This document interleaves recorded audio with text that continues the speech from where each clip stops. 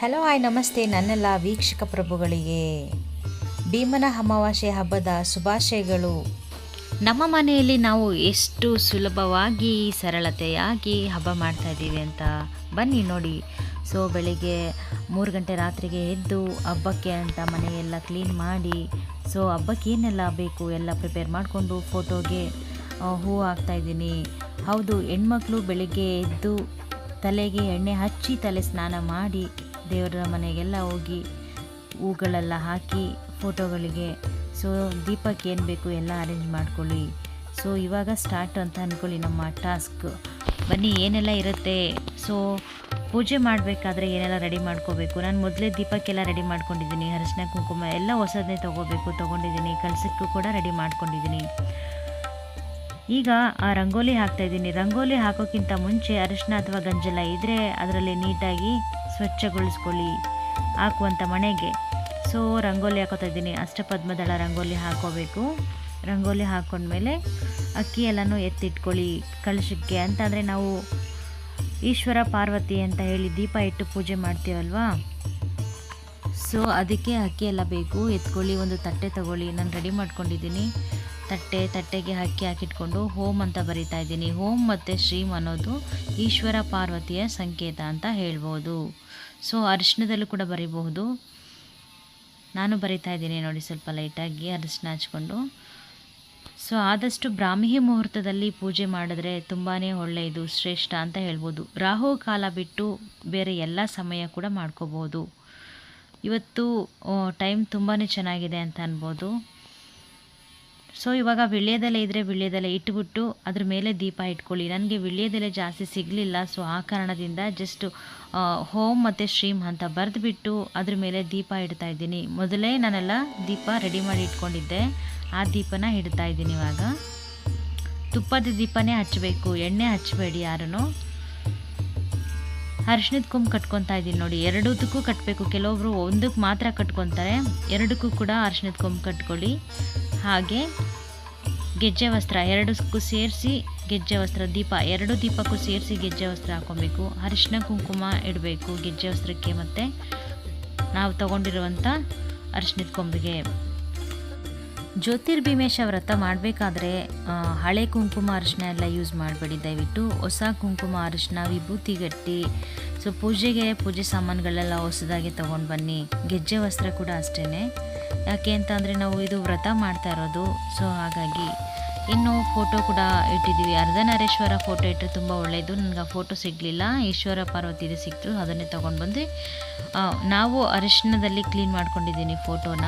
ಯಾಕೆಂದರೆ ಎಷ್ಟೋ ಸರಿ ಮಡಿ ಇರೋರು ಕೂಡ ಮುಟ್ಟಿರ್ತಾರಲ್ವ, ಹಾಗಾಗಿ ಹೂವಿನ ಅಲಂಕಾರ ಮಾಡ್ಕೊಂಡಿದ್ದೀನಿ. ಅರಿಶಿನ ಕುಂಕುಮ ಇಟ್ಕೊಂಡಿದ್ದೀನಿ. ನಮ್ಮ ಕೈಲಿ ಎಷ್ಟಾಗುತ್ತೆ ಅಷ್ಟು ಮಾಡ್ಕೊಳ್ಳಿ, ಪರವಾಗಿಲ್ಲ. ಅತಿಯಾಗಿ ಆಡಂಬರದಿಂದ ಮಾಡಬೇಕು ಅಂತ ಏನಿಲ್ಲ. ನಮ್ಮ ವ್ರತಕ್ಕೆ ಯಾವುದೇ ರೀತಿ ತೊಂದರೆ ಆಗ್ದಂಗೆ ನೋಡ್ಕೊಳ್ಳಿ. ಇನ್ನು ತಾಯಿ ಪಾರ್ವತಿ ದೇವಿಗೆ ಬಾಗಿನ ಕೂಡ ರೆಡಿ ಮಾಡಿ ಇಟ್ಕೋಬೇಕು. ನಾನು ಒಂದು ಸೈಡಲ್ಲಿ ರೆಡಿ ಮಾಡಿ ಇಟ್ಕೊಂಡಿದ್ದೀನಿ. ಸೊ ಅರಿಶಿನ ಕುಂಕುಮ, ಹೂವು, ಎಲೆ, ಅಡಿಕೆ, ಕಾಣಿಕೆ, ಬ್ಲೌಸ್ ಪೀಸ್ ಇಡೋದು, ಬ್ಲೌಸ್ ಪೀಸ್ ಇಲ್ಲ ಅಂತಂದರೆ ಸ್ಯಾರಿ ಇಡ್ಬೋದು. ಸೊ ಒಂದು ಹಣ್ಣು ಅಥವಾ ಫಲ ಕೊಡಬೇಕು ಅಂತ ಹೇಳ್ತಾರೆ.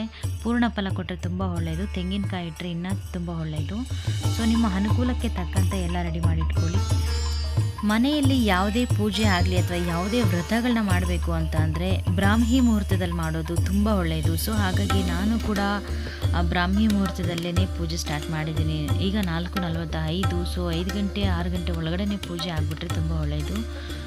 ಆಲ್ರೆಡಿ ನಾನು ಪೂಜೆಗೆಲ್ಲ ರೆಡಿ ಮಾಡಿ ಇಟ್ಟು ಬಂದುಬಿಟ್ಟು ಇಲ್ಲಿ ಫಸ್ಟು ದೀಪ ಹಚ್ಚಿ, ತುಳಸಿ ದೇವರಿಗೆ ದೀಪ ಹಚ್ಚಿ ಇಲ್ಲೆಲ್ಲ ನಮಸ್ಕಾರ ಮಾಡಿಕೊಂಡು ಒಳಗಡೆ ಹೋಗಿ ಪೂಜೆ ಮಾಡ್ಕೊಂಡು ಬರ್ತೀನಿ ನಾನೀಗ. ಸೊ ಎಲ್ಲ ರೆಡಿ ಇದೆ. ಅಲ್ಲೂ ಕೂಡ ಪೂಜೆ ಸ್ಟಾರ್ಟ್ ಮಾಡ್ತೀನಿ. ಇವಾಗ ಹೋಗ್ತಾ ಇದ್ದೀನಿ. ಸೊ ಬೇಗ ಮಳೆಯ ಹನಿ ಸ್ಟಾರ್ಟ್ ಆಗ್ತಾ ಇದೆ. ಗಾಳಿ ಜಾಸ್ತಿ ಆದರೆ ದೀಪ ಹಾರೋಗ್ಬಿಡುತ್ತೆ. ಹಾಗಾಗಿ ಫಸ್ಟು ಇಲ್ಲಿ ನಾನು ಪೂಜೆ ಮಾಡ್ತಾಯಿದ್ದೀನಿ. ತುಳಸಿ ದೇವಿಗೆ ಪೂಜೆ ಮಾಡಿ ಒಳಗಡೆ ಸ್ಟಾರ್ಟ್ ಮಾಡೋದು ತುಂಬ ಒಳ್ಳೆಯದು ಅಂತಲೇ ಅನ್ಬೋದು. ಸೊ ಇನ್ನೂ ಕತ್ಲೇನೇ ಇದೆ ನೋಡಿ, ಇನ್ನೂ ಟೈಮ್ ಆಗಿಲ್ಲ. ತುಳಸಿ ಪೂಜೆ ಜೊತೆ ಗಂಗೆ ಪೂಜೆನೂ ಮಾಡ್ಕೊಂಬಿಟ್ರೆ ಬೆಸ್ಟು. ಸೊ ನೆಕ್ಸ್ಟು ದೇವ್ರ ಮನೆಗೆ ಹೋಗಿ ಗಣೇಶನಿಗೆ ಎಲ್ಲ ರೆಡಿ ಮಾಡಿಟ್ಟಿದ್ದೀವಲ್ಲ, ಇವಾಗ ಫಸ್ಟು ಗಣೇಶನಿಗೆ ವ್ರತದ ಪೂಜೆ ಸ್ಟಾರ್ಟ್ ಮಾಡೋಕ್ಕಿಂತ ಮೊದಲು ಗಣೇಶನಿಗೆ ಯಾವುದೇ ವಿಘ್ನ ಬಾರದೇ ಇರಲಿ ಅಂತ ಹೇಳಿ ಪ್ರಾರ್ಥನೆ ಮಾಡಿ ಗಣೇಶನಿಗೆ ಕೈ ಮುಗಿದು ಪೂಜೆ ಮಾಡಿ, ನೆಕ್ಸ್ಟು ನಿಮ್ಮ ಗಂಡನಿಗೆ ಆಯಸ್ಸು, ಆರೋಗ್ಯ, ಅಭಿವೃದ್ಧಿ ಭಗವಂತ ಕೊಡು ತಂದೆ, ಯಾವುದೇ ರೀತಿ ತೊಂದರೆಗಳು ಆಗದೇ ಇರೋ ರೀತಿ ನೋಡ್ಕೋ, ಸೌಭಾಗ್ಯ ಕೊಡು ನನಗೆ ಅಂತ ಭಗವಂತನ ಹತ್ರ ಸಂಕಲ್ಪ ಮಾಡ್ಕೊಳ್ಳಿ. ಸೊ ಒಂದು ತೆಂಗಿನಕಾಯಿ ತಗೊಂಡು ಸಂಕಲ್ಪ ಮಾಡಿಕೊಂಡು ನೆಕ್ಸ್ಟು ನೀವು ದೀಪಗಳನ್ನು ಹಚ್ಚಿ ಭಗವಂತನಲ್ಲಿ ವ್ರತದ ಕಥೆಗಳನ್ನು ನೀವು ಬೇರೆಯವ್ರಿಗೆ ಹೇಳ್ಬೋದು. ಅಥವಾ ವ್ರತದ ಬುಕ್ಗಳೇನಾದರೂ ಇತ್ತು ಅಂತಂದರೆ ಬುಕ್ಕನ್ನ ನೋಡಿಕೊಂಡು ಶ್ಲೋಕಗಳನ್ನು ಹೇಳ್ತಾ ಪೂಜೆ ಸ್ಟಾರ್ಟ್ ಮಾಡ್ಬೋದು. ಸೊ ನಾನು ಕೂಡ ಶ್ಲೋಕಗಳನ್ನು ಹೇಳ್ತಾ ಇದ್ದೀನಿ. ಹಾಗೆ ಬುಕ್ಸಲ್ಲಿರುವಂಥ ಕೆಲವೊಂದು ಇಂಪಾರ್ಟೆಂಟ್ ಆಗಿರುವಂಥ ಕೆಲವೊಂದು ಶ್ಲೋಕಗಳಿರುತ್ತೆ ವ್ರತ ಮಾಡಬೇಕಾದ್ರೆ, ಅದನ್ನು ಮಿಸ್ ಮಾಡಬೇಡಿ. ಬುಕ್ಕಲ್ಲೇ ನೋಡಿಕೊಂಡೇ ಹೇಳಿ, ಪರವಾಗಿಲ್ಲ. ಶ್ಲೋಕ ಹೇಳಕ್ಕೆ ಬರಲಿಲ್ಲ ಅಂತಂದರೆ ನಾನು ಕೂಡ ಬುಕ್ ತೊಗೊಂಡಿದ್ದೀನಿ. ಶ್ಲೋಕ ಹೇಳ್ತಾ ಬಿಲ್ವಪತ್ರೆನ ಅರ್ಪಿಸ್ತಾ, ಶ್ಲೋಕ ಹೇಳ್ತಾ ಬಿಲ್ವಪತ್ರೆಯನ್ನು ಅರ್ಪಿಸ್ತಾ ಮಾಡಿದ್ರೆ ಪೂಜೆ ತುಂಬ ಫಲ ಸಿಗುತ್ತೆ ಅಂತಲೇ ಹೇಳ್ಬೋದು.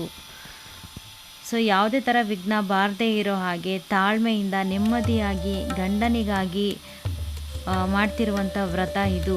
ಪತಿ ಸಂಜೀವಿನಿ ವ್ರತ, ಜ್ಯೋತಿರ್ಭೀಮೇಶ್ವರ ವ್ರತ.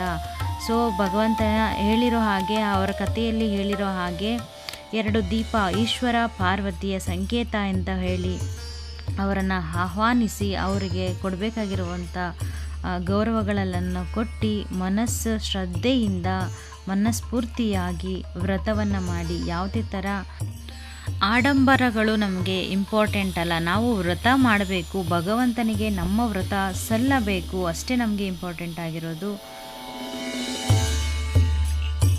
ಈ ವ್ರತ ಸ್ಟಾರ್ಟ್ ಮಾಡೋಕ್ಕಿಂತ ಮೊದಲು ನಿಮ್ಮ ಮನೆ ದೇವರುಗಳಿಗೆ ಪೂಜೆ ಮಾಡಿ. ಸೊ ವ್ರತ ಮಾಡಾದ್ಮೇಲೂ ಕೂಡ ಪೂಜೆ ಮಾಡ್ಬೋದು, ಆದರೆ ಮೊದಲು ಮನೆ ದೇವರಿಗೆ ಆದ್ಯತೆ ಕೊಡಬೇಕಲ್ವ. ಸೊ ಮೊದಲನೇದಾಗಿ ಮನೆ ದೇವರಿಗೆ ದೀಪ ಹಚ್ಚಿ ನೀವು ಕೂಡ ಸಂಕಲ್ಪ ಮಾಡ್ಕೊಳ್ಳಿ. ಇವತ್ತಿನ ದಿನ ಭೀಮನ ಅಮಾವಾಸ್ಯೆ ಇದೆ. ಸೊ ಪತಿ ಸಂಜೀವಿನಿ ವ್ರತ ಮಾಡ್ತಾ ಇದ್ದೀನಿ, ಯಾವುದೇ ಥರ ವಿಘ್ನ ಬರದೇ ಇರಲಪ್ಪ ಭಗವಂತ ಅಂತ ಹೇಳಿ ಮನೆ ದೇವರಿಗೆ ನಮಸ್ಕಾರ ಮಾಡಿ ನೆಕ್ಸ್ಟು ವ್ರತಕ್ಕೆ ಕೈ ಹಾಕಿ. ಸೊ ವ್ರತ ಆದಮೇಲೆ ಪೂಜೆ ಎಲ್ಲ ಮುಗ್ದ ಆದಮೇಲೆ ಮಂಗಳಾರತಿ ಎಲ್ಲ ಆದಮೇಲೆ ಪ್ರಸಾದಗಳಿಗೆಲ್ಲ ಪ್ರಸಾದ ಇಟ್ಟಿರ್ತೀರಲ್ಲ, ಸೊ ಕರಿಗಡುಬು ಅಂತಂದರೆ ತುಂಬ ಇಷ್ಟ ಆಗುತ್ತೆ. ಸೊ ಕಡುಬು ಕೂಡ ನಾನು ಮಾಡಿಟ್ಟಿದ್ದೀನಿ. ಪೂಜೆ ಆದಮೇಲೆ ನೀರನ್ನು ಪ್ರದಕ್ಷಿಣೆ ಮಾಡಿ ಹಾಕಬೇಕು. ಸೊ ಏನಾದರೂ ತಪ್ಪಾಗಿದ್ದರೆ ಅಲ್ಲಿ ಸರಿ ಹೋಗ್ಬೋದು. ನೆಕ್ಸ್ಟು ನಮ್ಮದೆಲ್ಲ ಪೂಜೆ ಆದಮೇಲೂ ಕೂಡ ನಮ್ಮ ಯಜಮಾನರು ಕೈಲಿ ಪೂಜೆ ಮಾಡಿಸಿದ್ರೆ ಇನ್ನೂ ಒಳ್ಳೆಯದು. ಯಾಕೆ ಅಂತಂದರೆ ನಾವು ನಮ್ಮ ಪತಿಗೋಸ್ಕರ ಮಾಡ್ತಿರುವಂಥ ವ್ರತ ಆಗಿರೋ ಕಾರಣ ಅವರು ಮನೆಯಲ್ಲಿದ್ದರೆ ಅವರು ಪೂಜೆ ಮಾಡಿದ್ರೆ ಒಳ್ಳೆಯದಾಗತ್ತೆ. ಇನ್ನು ತುಂಬ ಜನ ಹೇಳ್ತಾರೆ ಬರೀ ಹೆಣ್ಣುಮಕ್ಕಳು ಮದುವೆ ಆಗಿರೋರು ಮಾತ್ರ ಮಾಡಬೇಕಾ, ಹೆಣ್ಮಕ್ಳು ಕೂಡ ಮಾಡಬಹುದಾ ಅಂತ. ಖಂಡಿತವಾಗ್ಲೂ ಮದುವೆ ಆಗದೇ ಇರುವಂಥ ಹೆಣ್ಮಕ್ಳು ಕೂಡ ಈ ವ್ರತನ ಮಾಡಬಹುದು. ಮುಂದೆ ನನಗೆ ಒಳ್ಳೆ ಗಂಡ, ಭೀಮನಂಥ ಗಂಡ ಸಿಗಲಿ, ಒಳ್ಳೆ ಗಂಡ ಸಿಗಲಿ ಭಗವಂತ ಅಂತ ಭಗವಂತನ ಹತ್ರ ಬೇಡ್ಕೊಂಡ್ರೆ ಒಳ್ಳೆ ಗಂಡ ಸಿಗ್ತಾರೆ ಅನ್ನೋ ನಂಬಿಕೆ ಇದೆ. ಸೊ ಹಾಗಾಗಿ ಮುತ್ತೈದೆಯರು ನನ್ನ ಗಂಡನಿಗೆ ಆಯಸ್ಸು, ಆರೋಗ್ಯ, ಅಭಿವೃದ್ಧಿ, ಯಶಸ್ಸು ಎಲ್ಲವನ್ನು ಕೊಟ್ಟು ಕಾಪಾಡು ತಂದೆ ಅಂತ ಈ ವ್ರತ ಮಾಡ್ತಾರೆ.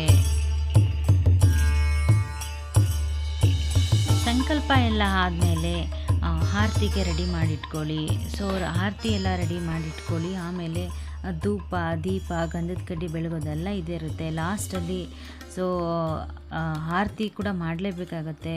ಮಂಗಳಾರತಿ ಮಾಡಿ, ಪತಿ ಇದ್ದರೆ ಪತಿ ಕೈಲೂ ಮಾಡಿಸಿ, ಪತಿ ಇಲ್ಲ ಅಂತಂದರೆ ಪರವಾಗಿಲ್ಲ, ಎಲ್ಲೇ ಇದ್ದರೂ ಚೆನ್ನಾಗಿರಲಿ, ಆರೋಗ್ಯವಾಗಿರಲಿ, ಯೋಗಕ್ಷೇಮ ಮುಖ್ಯ ಅವ್ರದ್ದು. ಸೊ ಹಾಗಾಗಿ ನಮ್ಮ ಪತಿಗೆ ಒಳ್ಳೆಯದನ್ನು ಬಯಸ್ತಾ, ಹಾಗೆ ನಮ್ಮ ಕುಟುಂಬ, ಮಕ್ಕಳು ಎಲ್ಲರಿಗೂ ಒಳ್ಳೇದು ಮಾಡು ಭಗವಂತ, ನನಗೆ ಮುತ್ತೈದೆ ಭಾಗ್ಯ ಕೊಡುವಂಥ ಭಗವಂತನಲ್ಲಿ ಬೇಡಿಕೆ ಇಟ್ಟು ಪೂಜೆಯನ್ನು ಪೂರ್ತಿಗೊಳಿಸೋಣ, ಅಂದರೆ ವ್ರತವನ್ನು ಪೂರ್ಣ ಮಾಡೋಣ ಅಂತ. ಇನ್ನು ಪೂಜೆ ಎಲ್ಲ ಆದಮೇಲೆ ಗಂಡನಿಗೆ ಪಾದ ಪೂಜೆ ಮಾಡಬೇಕಲ್ವ, ಆವಾಗ ಕಟ್ಕೋಬೇಕಾದ್ರೆ ಕಂಕಣ ರೆಡಿ ಮಾಡ್ಕೋಬೇಕು. ಮದುವೆ ಆಗದೇ ಇರೋ ಹೆಣ್ಮಕ್ಳು 5 ಗಂಟುಗಳನ್ನು ಹಾಕಿ, 5 ಎಳೆಯಿಂದ 5 ಗಂಟುಗಳನ್ನ ಹಾಕಿ ರೆಡಿ ಮಾಡ್ಕೋಬೇಕು. ಮುತ್ತೈದೆಯರು 9 ಎಳೆ ಇರಬೇಕು, 9 ಗಂಟುಗಳನ್ನು ಮಾಡ್ಕೋಬೋದು. ಕೆಲವೊಬ್ಬರು 9, 12, 18 ಹೀಗೆಲ್ಲ ಮಾಡ್ಕೊತಾರೆ. ರೆಡಿ ಮಾಡಿ ನಾವು ಕೂಡ ಇಟ್ಕೊಂಡಿದ್ದೀವಿ. ಇನ್ನು ನೆಕ್ಸ್ಟು ಪೂಜೆ ಮಾಡೋಕ್ಕೆಲ್ಲ ನಾನು ಗಂಡನ ಪೂಜೆ ಮಾಡಲಿಕ್ಕೆ ಎಲ್ಲ ರೆಡಿ ಮಾಡ್ಕೊಂಡಿದ್ದೀನಿ. ನನ್ನ ಮನೆಯವರು ಕೂಡ ರೆಡಿ ಆದರೂ ಪೂಜೆಗೆ ಬಂದಿದ್ದಾರೆ, ಅವರು ಪೂಜೆ ಮಾಡ್ತಾಯಿದ್ದಾರೆ. ಪೂಜೆ ಮಾಡಾದಮೇಲೆ ನನ್ನ ಪತಿ ದೇವರಿಗೆ ಪಾದ ಪೂಜೆ ಮಾಡಬೇಕು.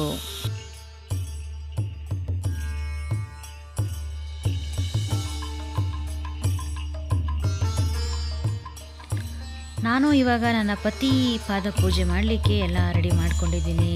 ಸೊ ರೆಡಿ ಆದರು. ಅವರು ಕೂಡ ವರ್ಷಕ್ಕೊಂದ್ಸರಿ ಆದ್ರೂ ಪಾದ ಪೂಜೆ ಮಾಡ್ತಿರಲ್ಲ ಅಂತ ಖುಷಿ ಪಡ್ತಿದ್ದಾರೆ. ಆದರೂ ನಮ್ಮ ಕರ್ತವ್ಯನ ನಾವು ಮರಿಬಾರ್ದು. ಸೊ ತಟ್ಟೆ ಇಟ್ಟು ಕಾಲಿಗೆ ಅವರ ಇಮ್ಮಡಿ ಸಮೇತ ನಾವು ತೊಳಿಬೇಕು. ಇಮ್ಮಡಿಗೂ ಕೂಡ ನೀರು ಹಾಕಿ ನೀಟಾಗಿ ತೊಳೆದು ಪತಿಯ ಪಾದಕ್ಕೆ ಅರಿಶಿನ ಕುಂಕುಮ ಇಟ್ಟು ಹೂಗಳನ್ನು ಪಾದಕ್ಕೆ ಅರ್ಪಿಸಬೇಕು. ಹಾಗೆ ಹಣೆಗೂ ಕೂಡ ಕುಂಕುಮವನ್ನು ಇಡಬೇಕು. ಗಂಡನ ಹಣೆಗೆ ಕುಂಕುಮವನ್ನು ಇಡಬೇಕು. ಕುಂಕುಮ ಇಟ್ಟ ತಕ್ಷಣ ನಾವು ಕೈಗೆ ಕಟ್ಕೊಳ್ಳುವಂಥ ಕಂಕಣ ರೆಡಿ ಮಾಡಿ ಇಟ್ಕೊಂಡಿದ್ದೀವಲ್ಲ, ಅದನ್ನು ಸಹ ದೇವರ ಹತ್ರ ಇಟ್ಟು ಪೂಜೆ ಮಾಡಿ ತಗೊಂಡು ಬಂದು ಗಂಡನ ಹತ್ರ ನಾವು ಕುಂಕುಮ ಇಟ್ಟಿಸ್ಕೊಂಡು ಕಂಕಣವನ್ನು ಕಟ್ಟಿಸ್ಕೋಬೇಕು.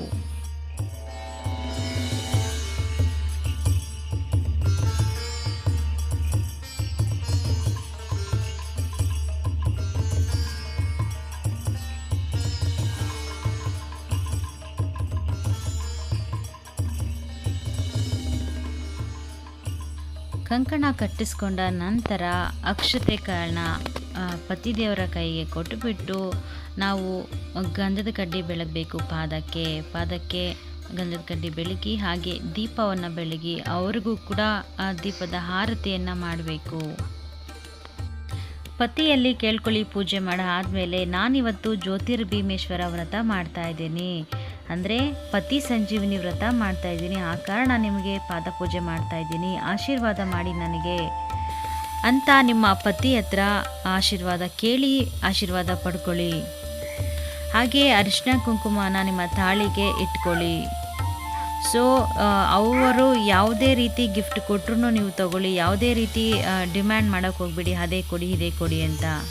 ಸೊ ನೋಡಿ, ನನಗೆ ನಮ್ಮ ಯಜಮಾನರು ಅರಿಶಿನ ಕುಂಕುಮ ಹೂವು ಬಳೆ ಒಂದು ಪೂರ್ಣ ಫಲ ಹಣ್ಣು ಹಾಗೆ ಸೀರೆ ನನಗೆ ಇವತ್ತಿನ ಗಿಫ್ಟು.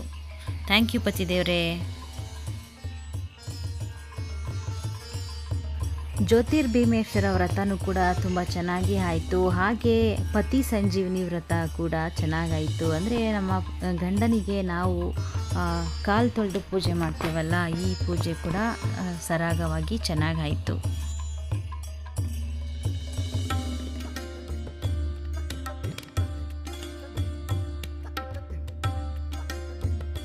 ಇನ್ನು ವ್ರತಕ್ಕೆ ಕಡುಬು ಮಾಡಬೇಕು ಅಂತ ಹೇಳಿದ್ವಲ್ಲ, ಸೊ ಸಿಹಿ ಕಡುಬು ರೆಡಿ ಮಾಡ್ಕೊತಾ ಇದ್ದೀವಿ. ಸೊ ಬೇಳೆ ತೊಗೊಂಡಿದ್ದೀನಿ, 1 ಕಪ್ಪು ಬೇಳೆ ತೊಗೊಂಡಿದ್ದೀನಿ. ಮೆಜರ್ಮೆಂಟ್ ಕೂಡ ತೋರಿಸ್ತಾ ಇದ್ದೀನಿ ನೋಡಿ.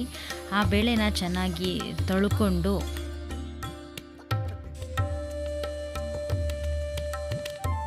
ವಿಸಿಲ್ ಕುಕ್ಕರಲ್ಲಿ ಏನಾದರೂ ಮಾಡ್ತೀನಿ ಅಂದರೆ ಒಂದೇ ವಿಸಿಲ್ ಮಾಡ್ಕೊಳ್ಳಿ. ಇಲ್ಲ ಬೇಯಿಸ್ತೀನಿ ಅಂತ ಅಂದರೆ ಸ್ವಲ್ಪ ಹೊತ್ತು ಬೇಯಿಸ್ರಿ. ಅಂದರೆ ತುಂಬ ಜಾಸ್ತಿ ಗಂಜಿ ಥರ ಆಗುವಂಥ ಬೇಡ, ಸ್ವಲ್ಪ ಬೆಂದಿರಲಿ, ಅರ್ಧ ಬೆಂದಿದ್ರೆ ಸಾಕು.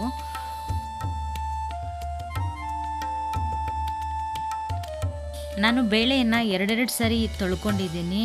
2 ಸರಿ ತೊಳ್ಕೊಂಡು 3ನೇ ಸಾರಿ ತೊಳೆದು ಕುಕ್ಕರ್ಗೆ ಹಾಕೋತಾ ಇದ್ದೀನಿ. ಸೊ ಬೇಳೆನ ಚೆನ್ನಾಗಿ ಕ್ಲೀನಾಗಿ ತೊಳ್ಕೊಳ್ಳಿ.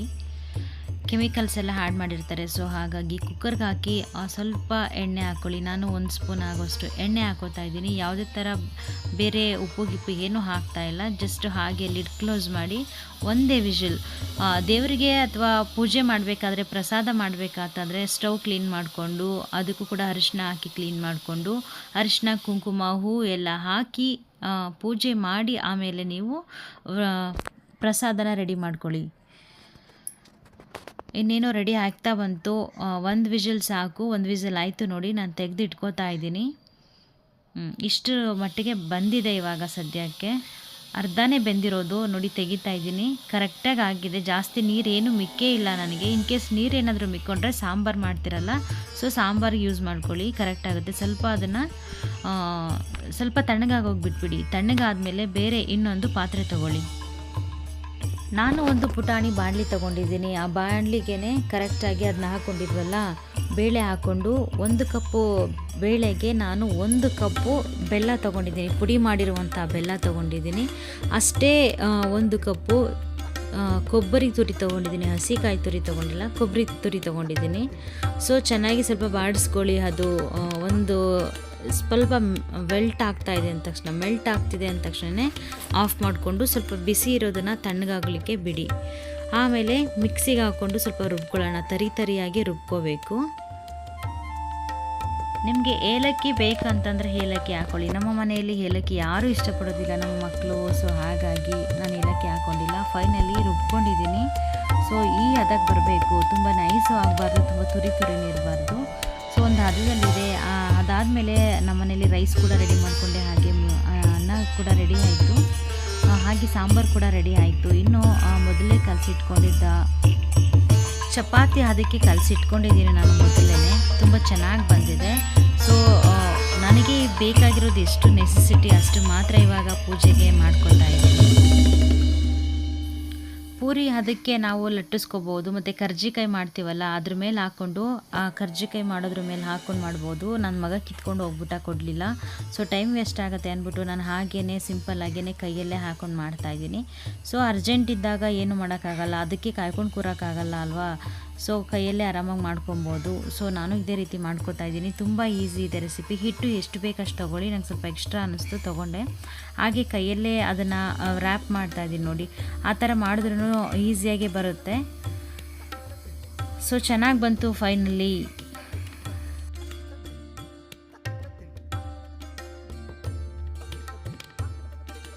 ಬಿಸಿ ಬಿಸಿ ಸಿಹಿ ಕಡುಬು ರೆಡಿ ಆಯಿತು. ಸೊ ನಿಮ್ಮ ಮನೆಯಲ್ಲೂ ನೀವು ಮಾಡಿ ಹೇಗಿದೆ ಟೇಸ್ಟು ಅಂತ ಕಮೆಂಟ್ ಬಾಕ್ಸಲ್ಲಿ ಹಾಕೋದನ್ನ ಮರಿಬೇಡಿ. ಸೊ ಸಾಂಬಾರು ಕೂಡ ರೆಡಿ ಆಯಿತು. ಒಂದು ಕಡೆ ಸಾಂಬಾರು ಒಗ್ಗರಣೆ ಹಾಕಿದ್ದೀನಿ ಈಗ ಜಸ್ಟು, ಹಾಗೆ ರೈಸ್ ಕೂಡ ಸರಿ ರೆಡಿ ಆಗಿದೆ.